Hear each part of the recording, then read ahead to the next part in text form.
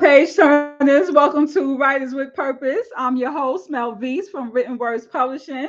At Written Words Publishing, we envision a world where every storyteller, regardless of their background, has the opportunity to share their voice, shape narratives, and impact the world through the written word. So if you value powerful storytelling, which I know you do, page turners, because you all are here with us every week, do me a favor, like this video, subscribe to this channel, follow this channel, and most of all, share, share, share, share, share. You know that every week we always have a guest that comes on with a great story to tell, and it's always something that's worthy of sharing. Somebody you know needs to hear the conversation that we are going to have today, okay? So let me ask you all a question on page turners. What happens when following God's call costs you the life you've built? Mm. Preaching and persecution in Sin City is the powerful true story of R.Joshua Collins, a successful math teacher who walked away from his career, sold his possessions, and devoted his life to serving the homeless and preaching the gospel in Las Vegas. His journey would ultimately lead him from the streets to the courtroom in an incredible fight for faith, truth, and justice. Okay, justice. Okay, page turners. This is a story that you definitely want to hear. Somebody you know needs to hear. Share it right now. Okay. Before we bring Joshua on the stage, let's take a look at the trailer for his book. I'm going to share the screen, and just so you all know, the producer, he called out sick today, so I didn't get a chance to test this. So everything is going to work out right good right now when I share this video. Here we go. What happens in Vegas when a Christian refuses to remain silent? Read Preaching and Persecution in Sin City. One man left all. His math teaching career, became homeless to travel and preach the gospel. He went to Sin City. God was his strength. Over 30 arrests for preaching and defending the poor and the homeless. Judges were defeated by him as the Lord spoke through him. A true story, preaching and persecution in Sin City. Please share this video message and get the book today. Now available on Amazon and as a PDF and an audiobook. Your purchase helps support this ministry serving the homeless and others in need. All right, y'all. Wow, I'm stirred up. I'm stirred up, y'all. Let's hurry up and get Joshua on the stage, and he can tell us about this story right here. How are you doing today, Joshua? Welcome to Writers Oh, with Purpose. thank you so much. I feel so blessed to be here. Thank you for having me. Thank you, thank you. Well, it looks like we might not be having that issue anymore, but just in case we do, page turners, just know that there was a bit of a delay in our communication with our connection here, but I think God fixed it. So tell the page turners something about yourself, Joshua. Okay. Well, I'm a preacher. I also a math teacher.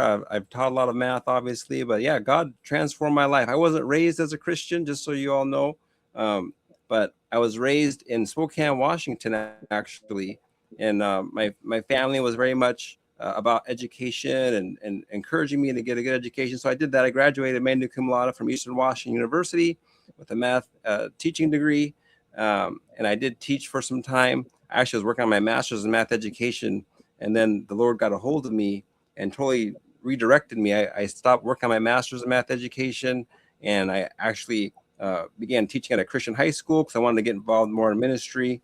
And then from there, eventually God called me to leave everything and live with the homeless and travel and preach. And that was back in 2002.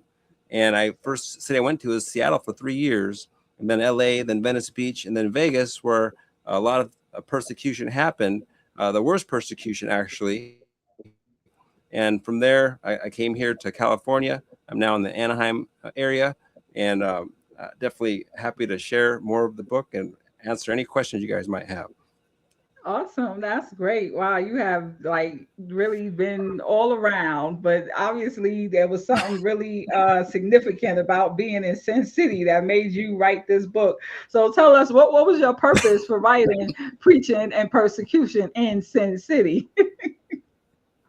Well, I thought it would be a great way to encourage people's faith. A lot of people are, maybe they're afraid to share their faith, or maybe they don't think God's going to move if they move with God.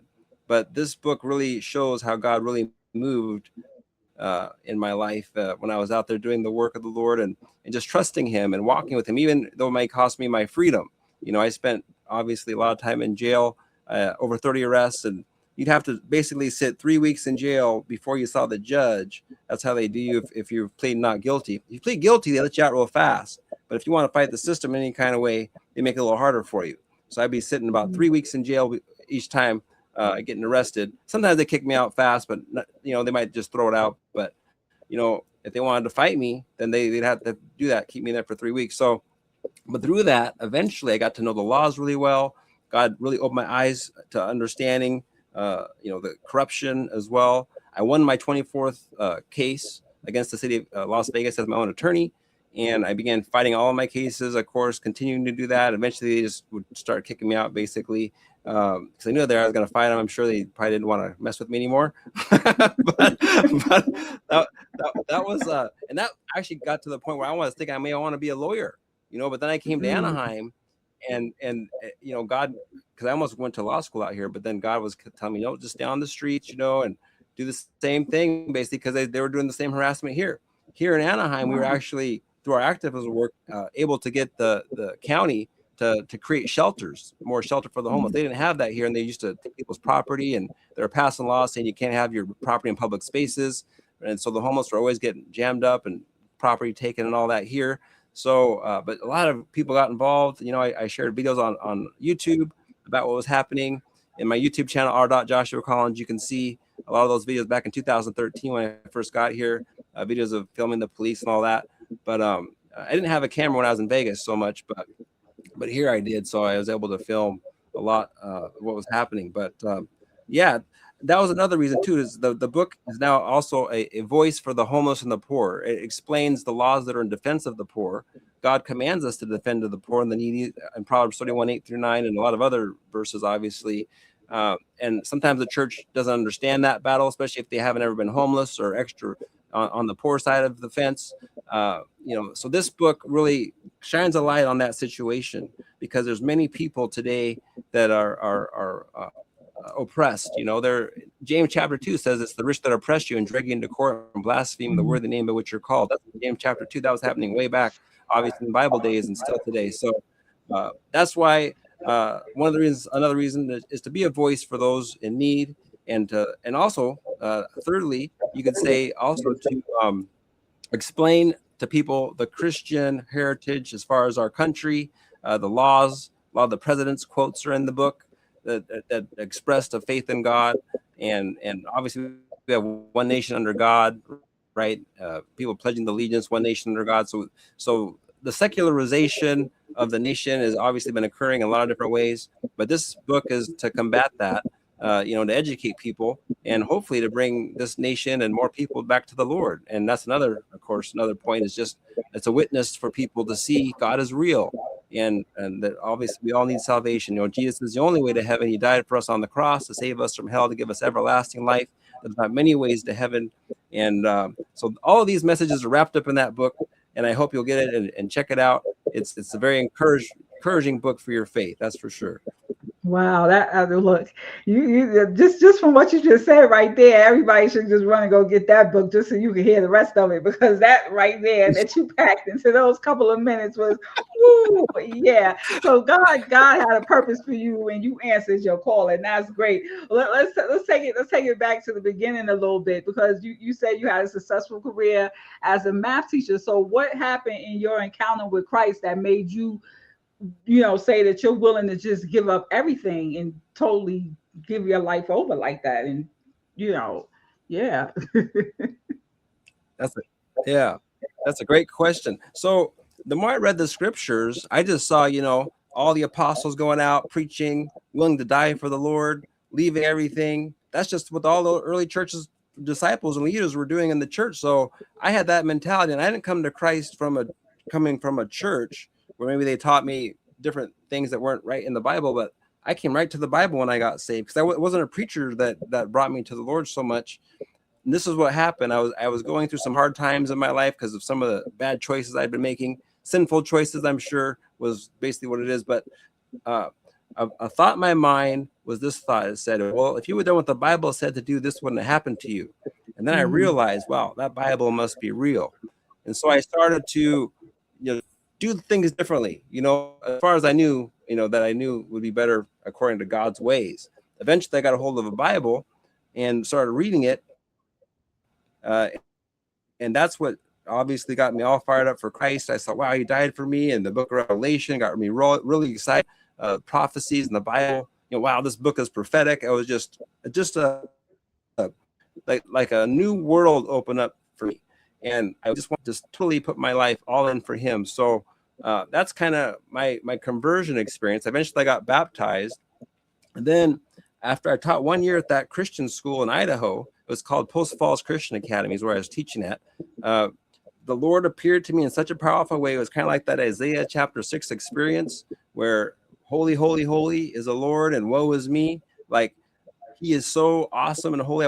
I felt like I wasn't worthy to say his name. That is how holy he is. And that's that experience that I can encounter with him. And then from there, I just prayed, God have mercy on my soul. He gave me this boldness to preach. I'd never had that before. I used to watch people preaching boldly and think, wow, I can never do that. I was doing music ministry, right? Like I was showing out my guitar here and everything. I was doing music ministry, but I thought, I used to see people boldly preaching in the parks and things and think, I can't do that. I'll just sit back here on the keyboard or on the guitar or whatever. But let them do that. But God had a purpose. He said, no, you're going to do that, right? And so I can't fight God. So he gave me that boldness, and I just started trying to exercise my faith, walking in that boldness. And it just took me all over the place, as you know. But yeah, that's kind of how it all went down, you could say. And I'm still just doing my best to preach on the streets when I can, and obviously working to get this book out and things is taking up some time, but I still have a great heart for the streets. We do a homeless outreach every Saturday, bringing food to the homeless and trying to get them into sober living shelter where we can. There's still not enough shelter space and affordable housing out here. So I still speak at the city council meetings here, just like I spoke at the city council meetings in Las Vegas. Just staying fully involved in all these types of activism activities is what I do. And I have a lot of joy, really thankful for the people that have come alongside to help too in different ways. It's been really awesome. That's awesome. That is awesome. You are definitely blessed to be a blessing. That is so awesome. Well, like selling all your possessions and choosing to, live among, people that were experiencing homelessness. That's something that, most people would probably consider to be a little extreme. So what type of reaction did you receive from the people that were closest to you when you made that decision to make that huge change in your life like that? That's a great question. Well, I would say, certain people, like, for instance, my mother, she's not a believer yet. Pray for her, please. But obviously, she was not happy because of her perspective, right? That I should probably still be, I'm sure she's probably thinking still be having a great math career and stay, doing those types of things. But others in my family were supportive. My uncle and his wife been really supportive, so, and others too. But, and it's interesting. The dad's side of the family, I never really met until just about 3 years ago. So I just got connected with them, but thank God that they're all believers pretty much. So that's been awesome to connect with them. But yeah, the reactions, that's basically what the reactions were. Some were supportive, some didn't understand and probably thought I lost my mind or whatever. Because you're out there street preaching on corners. They, some people think this or that, but you got to do what God tells you to do, regardless of what people think. I know they thought Jesus was crazy, and other people out there doing the ministry work, they think, oh, you guys are nuts for sharing the gospel, or it's a waste of time or whatever. But we know better from what God's word says. It's actually a command to go and make disciples of all nations. He says, go to the highways and the byways, compel them to come in, so that his house will be full. So we have a command from God to be part of that great commission. And so, yeah, you really can't worry about what people think, but you definitely have different responses. That's for sure. When you take on that calling, that's for sure. Yes, that's great. Yeah, you can't worry about what people think. Do not let now this applies to everybody, and especially to you writers out there. Do not let the opinions of others affect your ability to do what you were called to do. Do not let the opinions of others hinder your ability to do what you were called to do. Okay, it doesn't matter what they say. It does not matter what they say. I'll just have to throw that in there. Okay, Joshua, tell us, Amen. while you were, actually living, on the streets, what did you learn about homelessness that someone who's never experienced it would not be able to understand from the outside looking in? It's really a world where you can be attacked at any moment, whether it be from the police or Mm. from maybe someone coming to steal your stuff. I remember one time I camped out and someone stole my bike right from under me. And by the grace of God, like I was on the streets over 10 years, traveling different cities. Never got clubbed on the head. God took care of me. See all my teeth? See that? Got all my teeth still. Everything's good. God took care of me. But you know, it's amazing though the things that happen out there. But thank God he took care of me. I typically myself would camp by myself because that's just I wanted to be, not around a bunch of people and things. But um, police can come upon you on any time and start questioning you and tell you to leave, or maybe they'll give you a ticket or arrest you. Remember the first time I came to Anaheim, they came and they said we couldn't be in the park, and I was going to go, and they still gave me a ticket in Anaheim. That was my first night there. So I actually went into a reporter. I spoke to a newspaper reporter, and they put the event that happened in the paper. And I just explained, this is crazy, because it was the same thing that was happening in Vegas. So I just started going right back into activism mode, because change needs to happen. You can't just treat poor people so horribly, where you're ticketing them when they don't have any money, or taking them to Like, jail what's the and point? taking all their stuff. Here in Anaheim, yeah, yeah. And what they do here, they'll take property and they won't give their property back. Sometimes you're taking from the homeless people. Even the Anaheim police department even confessed that there's a lot of property that they have not returned to people. A lot of property, thousands of items. So uh, that's the thing. That kind of stuff. When you don't have the money for a good attorney, you're gonna get railroaded in the courts. No, that's one of the reasons I wanted to be an attorney, because I want to be Mm. able to fight for these people. They can't have no one. They can't speak for themselves. A lot of times they don't have that education. I was raised where I had got a good education and I can speak pretty well, and but not everyone can do that. That's homeless, and so they need someone that can be a voice for them. And I do try to get some of them to come speak at the council meeting. Sometimes they do. We actually got two homeless mothers with 4 children off the streets by getting them to come to the city council meeting, because the city that was city. It's called CityNet, is the organization supposed to help the homeless. We're getting these people off the street, and I met them at our outreach and said, "Hey, let's come with me to City Hall. We'll get you in front of the mayor and the council, and see, because they always want to look great on the camera. So we're gonna get some things moving." And by God, grace of God, Mm. they both got off the street. So that's Mm. what you got to do, though. You got to put the situation in people's face, or they're not going to see it. Especially because the Mm. homeless, they're invisible. They can be made invisible. You got money, you can go to your house, you can go to your business, you can go and just totally avoid that whole area, right? But God didn't say Mm. to avoid that area, did he? Hey, you look at the rich man Lazarus, he didn't say nothing about avoid. You better take care of Lazarus if you see him out there, right? Or best you can, do something. Be a voice for them, right? Wow.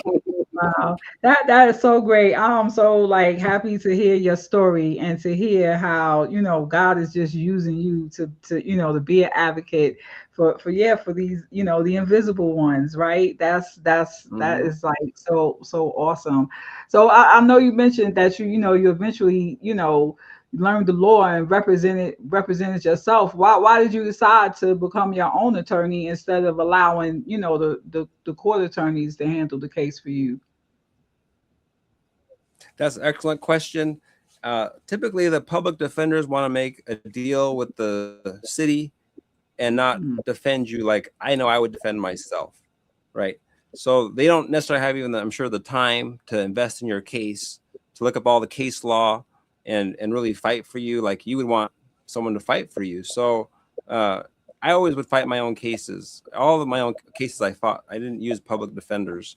So and what I was able to do, you'll see in the book, I was able to prove the city of Las Vegas guilty of treason for promoting sin and immorality. Because under Nevada Revised Statute, Chapter 196, right, that's the chapter of treason that describes what treason is. Part of it is basically going against the laws of the state. And then NRS 201 is the chapter of law about good morals and public decency. You know, they even have laws against profanity.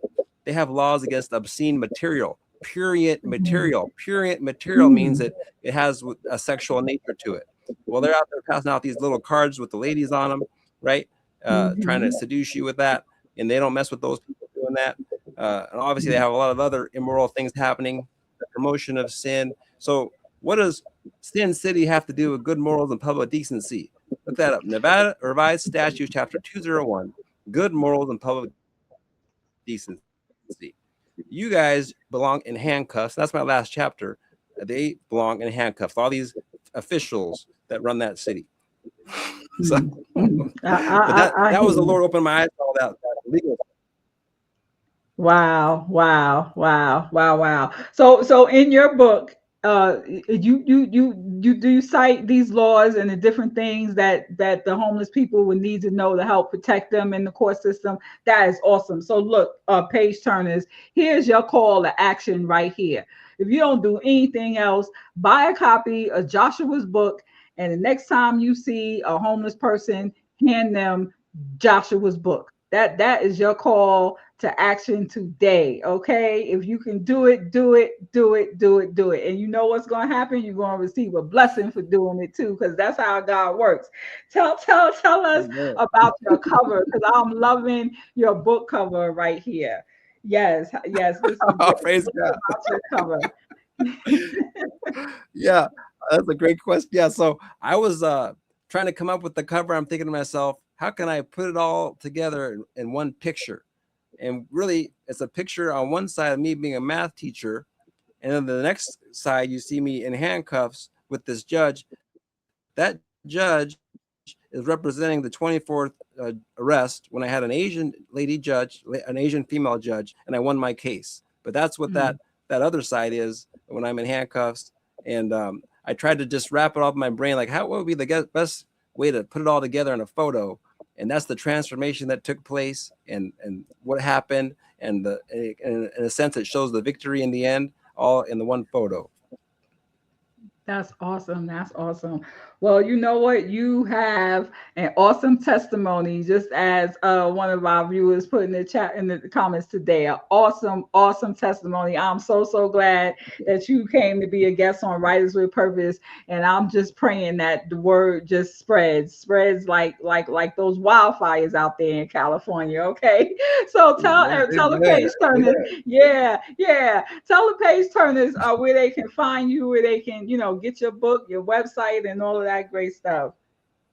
That's great. Yeah. So I'm on the book is on Amazon. It's probably in Barnes and Nobles pretty soon too. But also on my website, you can get the audio book. You can get a PDF of the book. Also, and it's just https:// then rjoshuacollins.wordpress.com. That's rjoshuacollins.wordpress.com. If you have any problems trying to find that, you can also email me at servingjesus99212@yahoo.com. That's servingjesus99212@yahoo.com. If you want to get involved or help anyway too, that'd be great. But yeah, I'd love to hear from you. I'd love to hear your thoughts on our live stream too here and the podcast, and I'd love to hear from whoever would like to reach out.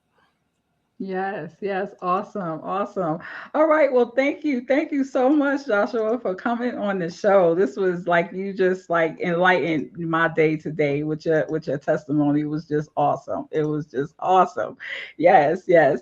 All right, all right. Well, page turners, yeah, remember my call to action. Go out and purchase Joshua's book. Let me put the banner up one more time for you all. Okay, preaching and persecution in Sin City. Okay, a living testimony right here. There's something in that book that somebody needs to read. Okay, every day when we go out, no matter what city you're in, somewhere in your daily routine, you run across a homeless person. That's just the way it is here in this country. So do your good deed today, grab a copy of Joshua's book and hand it to someone that really needs it, that is going to be helped, and that is going to thrive and survive as a result of Joshua's testimony.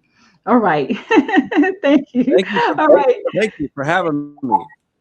Thank you. Thank you for being a guest on Writers with Purpose. All right, page turners. Well, we'll see you all on the next episode of Writers with Purpose. And in the meantime, you all keep writing, you keep reading, and above all, keep turning those pages. Bye bye, everybody. Amen.